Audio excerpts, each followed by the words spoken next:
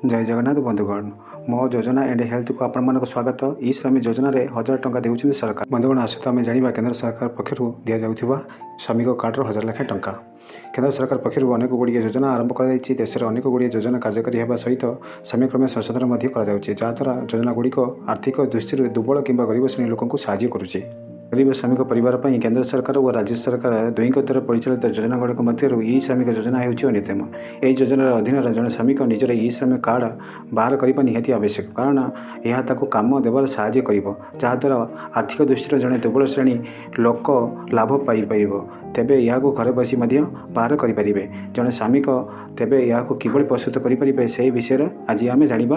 बंधुगण भिडियोटी पूरा देखूँ, आपण भी शिखिपारे। आर्थिक दृष्टि दुर्बल श्रमिक सरकार ई श्रमिक योजना आरंभ कर अधीन श्रमिक को प्रति मास 1 तारिख बैंक अकाउंट में 500 ରୁ 1000 टंका पर्यंत प्रदान करते। या व्यतीत ई श्रमिक कार्डर उद्देश्य होगी गरीब लोक रोजगार जोगाइबा। सेपरि अनेक श्रमिक ई श्रमिक पेट्रोलिंग मध्य लाभ उठाई पारिबा बेले अनेक लोक यही क्षेत्र में ठकामी शिकार होती। प्रवासी श्रमिक, रेल प्लाटफर्म कर्मचारी, निर्माण श्रमिक, घरोई श्रमिक, रास्ताघाट दुकान, कृषि श्रमिक यही योजनार उपकृत हो पारे। यह एक केंद्रीय योजना। तेबे यही योजना माध्यम श्रमिक मैंने 2 लाख टंका पर्यंत दुर्घटनाग्रस्त बीमा पाइपर बोली कहुई। अन्यपटे गर्भवती महिला पिला भरण पोषण सहायता यही माध्यम मिल पार। से दुर्घटनार अक्षम हेले 1 लाख टंका पर्यंत आर्थिक सहायता मिल पार। यह माध्यम भारत समस्त श्रम्य योजनार प्रत्येक लाभ नहीं पारे।